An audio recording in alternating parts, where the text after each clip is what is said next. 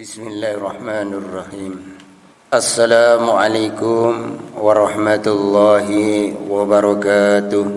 Innal hamdalillah nasta'inu wa nastaghfiruh wa nu'minu bihi wa natawakkalu alayhi wa na'udzu bihi min sururi anfusina wa min sayyiati a'malina.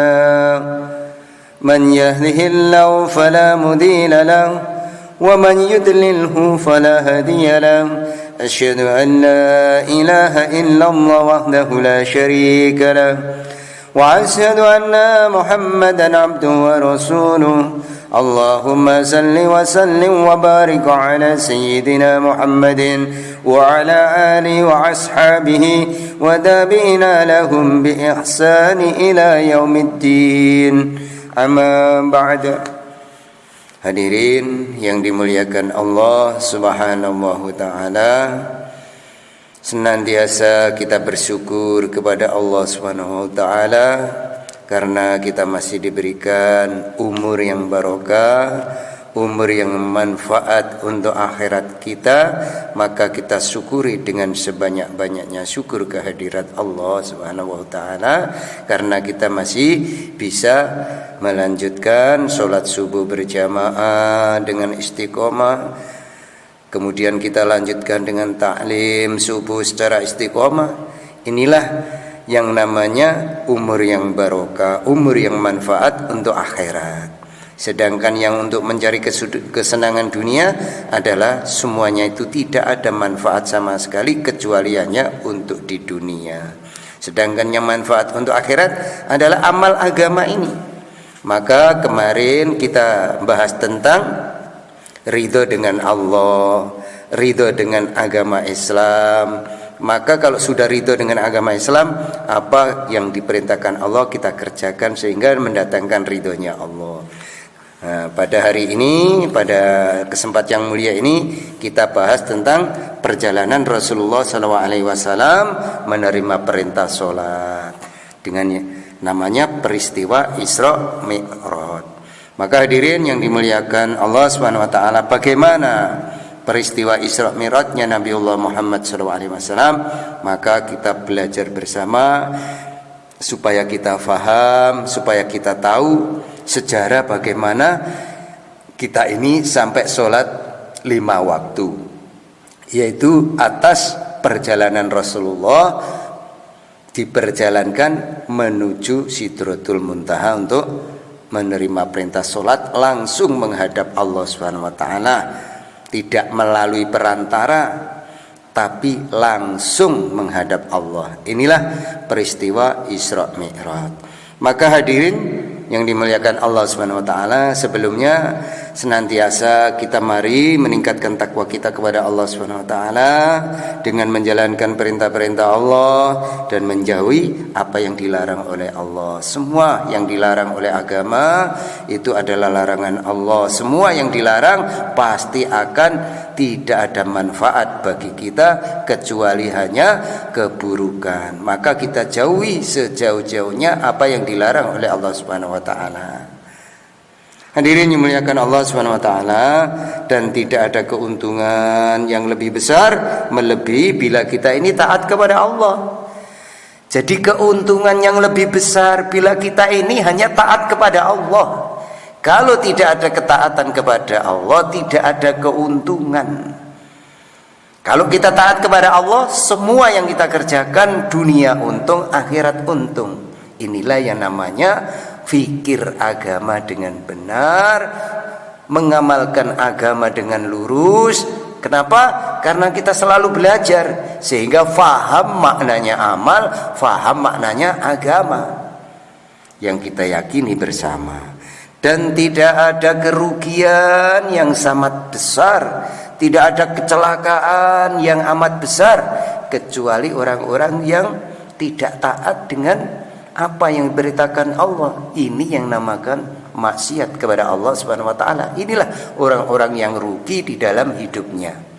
Di dunia ini sudah susah, kok tambah rugi, dunia ya rugi, akhirat rugi. Ini namanya orang bangkrut. Bangkrut double. Karena apa? Tidak mau fikir akhiratnya. Padahal dunia ini sebentar perjalanan menuju akhirat.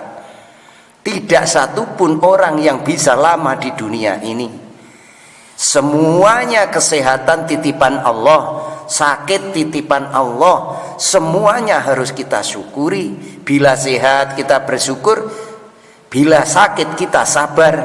Nah, inilah sikap orang-orang punya iman, sikap orang-orang yang selalu fikir akhirat. Jadi semuanya adalah diserahkan kepada Allah Subhanahu wa taala.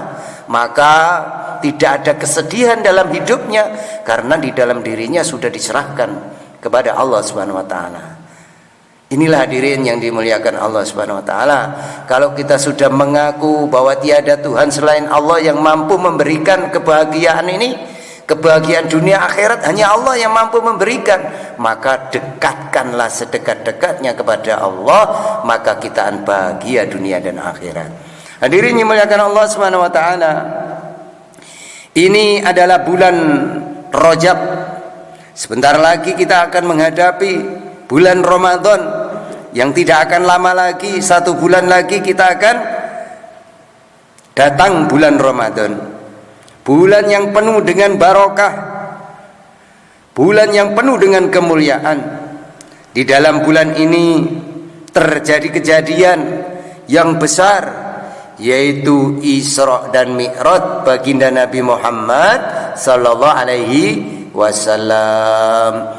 Isra dan Mi'raj ini adalah pelajaran yang penting bagi orang yang beribadah. Jadi Isra Mi'raj ini pelajaran yang sangat penting bagi orang yang beribadah kepada Allah. Jadi peristiwa penting ini bagi orang-orang yang beribadah kepada Allah itu sangat penting untuk diketahui, untuk dipelajari. Karena tidak mungkin seorang manusia bisa menghadap kepada Allah dengan sebenar-benarnya sebelum meninggalkan perjalanan selain menuju ridhonya Allah Subhanahu wa taala. Jadi kalau kita ini sudah menghadap Allah, semua isi dunia dan isinya kita lupakan. Yang ada hanyalah Allah. Yang ada bagaimana kita ini di dalam ridhonya Allah Subhanahu wa taala. Ketika Isra dan Mi'raj ini baginda Nabi telah meninggalkan Mekah menuju Masjidil Aqsa. Jadi baginda Nabi telah meninggalkan Mekah menuju Masjidil Aqsa. Kemudian meninggalkan bumi dengan seluruh isinya menuju langit. Kemudian meninggalkan langit dengan seluruh isinya menghadap langsung ke hadirat Allah Subhanahu wa taala. Inilah peristiwa yang dialami baginda Nabi Muhammad SAW untuk menerima perintah sholat. Begitu juga kita sebelum sholat, tinggalkanlah seluruh manusia, tinggalkanlah seluruh dunia, tinggalkanlah seluruh makhluk, hadapkan hati ke hadirat Allah Subhanahu wa taala. Iyyaka na'budu wa iyyaka nasta'in. Hanya Engkau yang aku sembah, hanya Engkau yang aku mintai tolong. Barulah solat kita ini sesuai dengan Isra dan Mi'raj, karena solat ini adalah Mi'rajnya orang yang beriman. Jadi solat ini Mi'rajnya orang beriman, menghadap Allah langsung. Ketika sholat ini kita bercakap-cakap dengan Allah, menghadap Allah, bagaimana tidak gembira dan senang? Wong kita ini diciptakan Allah, kemudian diizinkan menghadap Allah, ya harus gembira. Ini kalau kita faham. Maka setiap melaksanakan sholat tersenyum, gembira, hatinya gembira. Itulah orang-orang yang punya iman yang lurus para jamaah. Beda dengan orang yang tidak diberi iman yang lurus. Jadi sholat itu hanya sekedar menggugurkan kewajiban. Setelah sholat itu tidak ada kegembiraan di dalam hatinya. Berarti ini belum faham makna sholat. Hadirin yang dimuliakan Allah Subhanahu wa taala. Jadi kalau kita difahamkan oleh Allah amal, setiap amal ini hati kita gembira, maka tidak ada resep bagi orang beriman itu susah hidupnya. Maka gembira terus di dalam hatinya.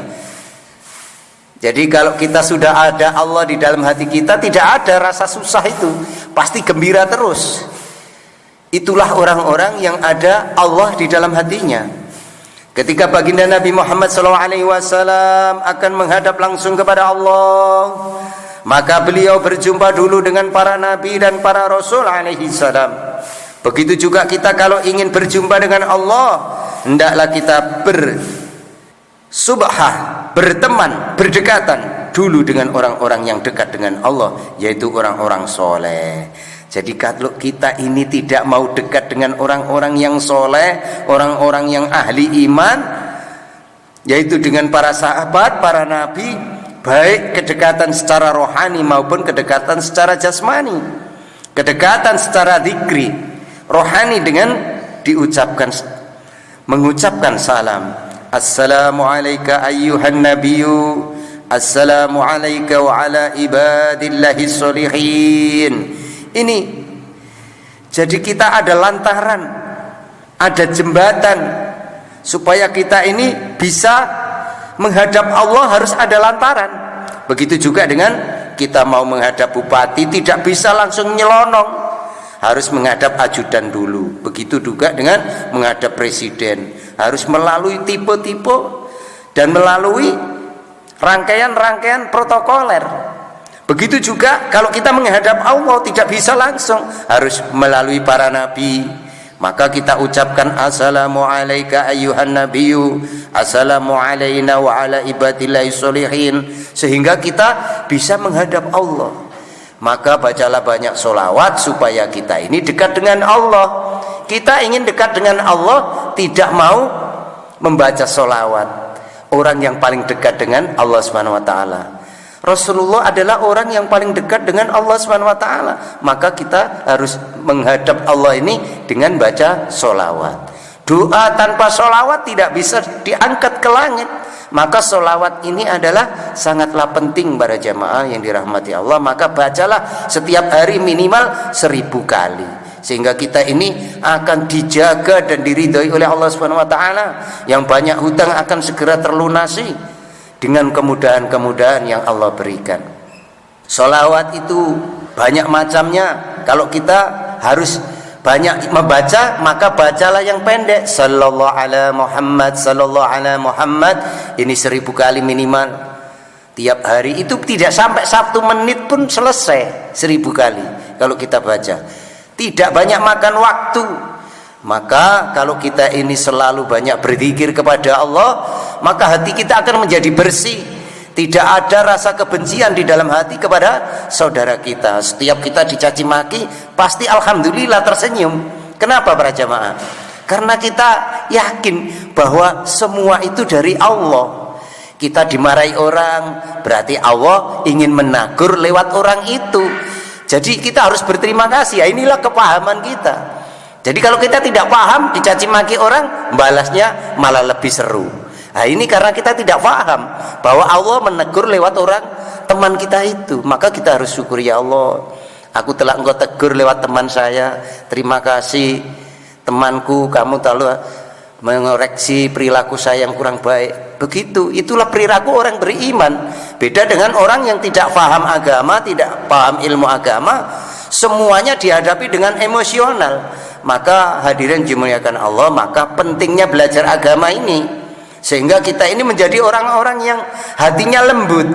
Kalau kita ini hatinya lembut, maka dimanapun kita berada akan dikangeni orang, akan disenangi orang. Inilah tujuan kita beragama. Bagaimana supaya kita ini, keberadaan kita ini dicintai orang. Nah inilah, kalau kita beragama tidak seperti ini, berarti belum sesuai dengan yang diajarkan oleh baginda Nabi Muhammad SAW. Maka supaya kita dekat dengan Allah, kuncinya adalah melalui orang-orang soleh, melalui para nabi dan orang-orang yang rajin mendekatkan diri kepada Allah. Mencintai saja, kalau kita nanti di neraka yang jutaan miliaran tahun bisa diangkat ke surga gara-gara mencintai orang-orang soleh, mencintai orang-orang yang senang beramal. Nah, inilah yang namanya syafaat. Lah supaya kita ini tidak digoreng di neraka, ya kita mumpung masih hidup di dunia ini, ayo meramaikan masjid dengan banyak zikir, sholat berjamaah, ngaji bersama. Inilah kunci biar kita ini tidak dijadikan oleh Allah Subhanahu wa taala bahan bakar api neraka. Maka hadirin dimuliakan Allah Subhanahu wa taala, hanya itulah cita-cita orang beriman, bagaimana supaya hidupnya ini setelah meninggal dunia ini dosanya diampuni oleh Allah Subhanahu wa taala. Itu saja cita-cita orang-orang terdahulu. Jadi orang-orang dahulu itu tidak mengharapkan apapun di dunia ini. Siang malam sedekah, siang malam berzikir, siang malam sholat, itu pun masih menangis. Wahai Tuhan, kenapa engkau menangis padahal kau ahli sedekah, hafal Quran, ahli ibadah dan lain sebagainya, kok masih menangis? Aku ini bukan takut karena dosa saya banyak, tetapi aku yang tangisi ini bagaimana kematian saya nanti, dosa saya sudah diampuni apa belum? Ini yang ditangisi oleh orang-orang dahulu. Maka hadirin dimuliakan Allah Subhanahu wa taala, supaya kita ini dapat ridhonya Allah, maka sering-seringlah berdoa, menangis kepada Allah supaya terus menerus dosa kita ini diampuni oleh Allah Subhanahu wa taala. Maka di dalam perjalanan Isra Mi'raj, yaitu dengan jalan kita sholat. Jadi perjalanan Isra Mi'raj kita ini adalah sholat. Maka sholat kita ini bisa mendekatkan diri ketika kita ucapkan salam kepada Nabi Muhammad SAW, mengucapkan salam kepada seluruh orang soleh. Ini kedekatan rohani. Jadi sebelum menghadap Allah, kedekatan rohani itu penting supaya kita ini bisa menghadap Allah Subhanahu wa taala. Di samping itu perlu pendekatan secara zahir, yaitu kita senantiasa harus selalu berteman dengan orang-orang yang soleh. Jadi berteman orang-orang soleh itu penting. Kenapa para jamaah? Supaya kita ini dimudahkan untuk bisa ibadah kepada Allah, dimudahkan, diringankan usuk bisa melaksanakan perintah Allah ini dengan jalan yaitu senantiasa mencintai orang-orang soleh. Sebagaimana Allah Subhanahu wa taala menyampaikan orang itu agamanya sesuai dengan teman-temannya, maka hendaklah kamu berpikir mau berteman dengan siapa. Jadi agama kita ini bisa baik tergantung teman kita. Kita ini bisa sholat istiqomah 5 waktu tergantung teman kita. Teman kita itu ahli dunia apa ahli sholat. Maka kalau kita berteman dengan orang ahli dunia, maka ya kita menjadi orang-orang ahli dunia. Maka sholat itu tidak penting.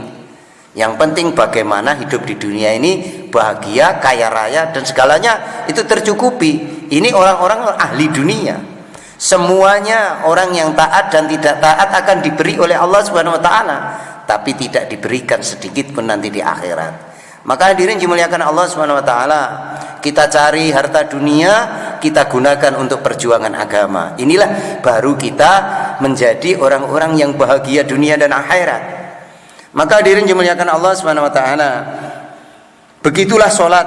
Sholat ini adalah merupakan bagian daripada barokahnya Isra Mi'raj yang Allah berikan kepada kita. Dalam sholat kita harus merasa dekat dengan Rasulullah SAW, dengan para nabi, dengan para rasul, merasa dekat dengan seluruh orang-orang yang soleh. Jadi kalau kita ingin nyambung ke Allah Subhanahu wa taala, harus mencintai nabi, mencintai para rasul, dan mendekat kepada orang-orang yang soleh, orang-orang yang senang dengan amal agama. Sebagaimana Nabi Isra Mi'raj berjumpa dengan mereka, sholat itu kita harus merasa dekat. Nabi Mi'raj berjumpa dengan orang-orang yang melaksanakan sholat. Sholat itu kita harus merasa dekat, menghadap langsung ke hadirat Allah. Sebagaimana Nabi menghadap langsung ke hadirat Allah, inilah di antara pelajaran yang penting yang perlu kita renungi dari Isra Mi'raj, sehingga ibadah kita tambah bernilai, tambah mantap, tambah sungguh-sungguh. Ibadah ini bukan perkara yang kecil. Ibadah ini menghadap langsung kepada Allah Subhanahu wa taala. Jadi sholat itu perkara yang luar biasa, perkara yang sangat besar. Kenapa perkara yang besar? Karena kita diberikan surga oleh Allah Subhanahu wa taala. Kok tidak mau hadir? Ini kan rugi. Hidup yang sementara diperintah di bumi ini untuk mencari bekal akhirat. Kita ini akan dipindah ke akhirat. Lah, mau pindah ke negeri yang kekal abadi kok nggak bawa bekal? Apa nggak nelongso? Lah, supaya hidup kita ini ndak nelongso, ndak susah, ayo bersama-sama sholat jamaah di masjid. Bagi laki-laki itu wajib hukumnya, tidak ada alasan apapun. Sholat bagi laki-laki adalah di masjid dengan berjamaah. Itu yang diperintahkan dan dicontohkan oleh baginda Nabi Muhammad SAW. Selama hidupnya Nabi tidak pernah sholat sendiri di rumah. Sampai sakit pun dibopong, jadi imam pun pingsan berkali-kali, sehingga kemudian Ali untuk mewakili sholat, sehingga sampai Nabi menjelang sakaratil maut berpesan jaga sholat, jaga sholat, jaga sholat. Itulah yang dikhawatirkan Nabi, jangan sampai umatnya ini tidak mengerjakan sholat, karena sholat sangat penting bagi umatnya. Sehingga Nabi nanti kalau ada umatnya di neraka bisa dicari, karena di situ ada nur cahaya, walaupun sebiji sawi, sekecil atom itu kelihatan, akan dikorek-korek di neraka itu, dicari-cari oleh Rasulullah. Oh, ada kedip-kedip seperti konang. Nah, ini umat saya tak ambil bawa surga. Jadi nanti Rasulullah itu ngoperasi neraka itu bagi orang-orang yang ada iman, yang mengaku bahwa yang pernah bersyahadat ini, asyhadu alla ilaha illallah wa asyhadu anna Muhammad Rasulullah, tiada Tuhan selain Allah, Rasul adalah utusan Allah. Ini hanya model itu saja, nanti Rasulullah saking sayangnya bisa diangkat, minta kepada Allah, aku tidak akan mau masuk surga sebelum umat saya semuanya diangkat ke surga ya Allah. Maka ini dituruti oleh Allah. Maka kalau kita tidak sayang kepada baginda Nabi Muhammad SAW, maka kita menjadi hamba-hamba yang tidak tahu rasa syukur, tidak tahu rasa terima kasih, karena kita ini ditolong oleh Nabiullah Muhammad SAW. Maka hadirin yang dimuliakan Allah, mumpung masih di dunia ini, sebagai rasa sayang kita kepada Rasulullah, mari kita laksanakan sholat dengan berjamaah secara istiqomah sampai akhir hayat kita.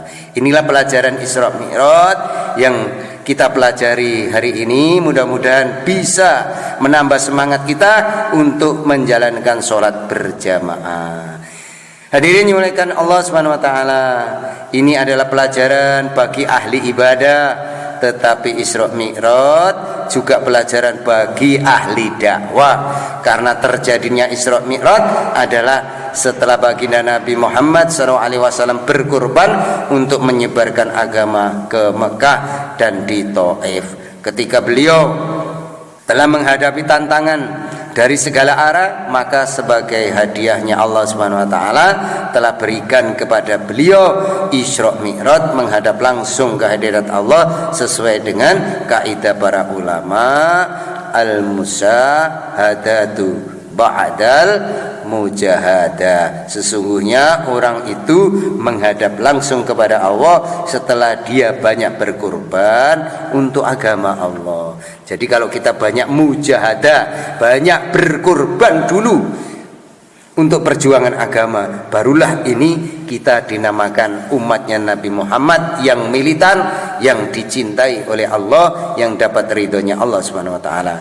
Mudah-mudahan dengan penjelasan Isra Mi'raj ini kita bisa ambil pelajaran, jangan sampai meninggalkan sholat, terutama laki-laki, sholat harus berjamaah. Nah, ini sudah disampaikan, perkara mau menjalankan atau tidak tergantung masing-masing, karena Allah tidak mengizinkan setiap hambanya kalau dia tidak mau berniat dan berdoa. Jadi bagaimanapun apa yang kita pelajari ini tidak akan masuk di hati kecuali orang itu mau berubah, mau merubah dirinya sendiri untuk menjadi orang-orang yang amal agama, yang fikir agama, yang fikir kehidupan akhiratnya.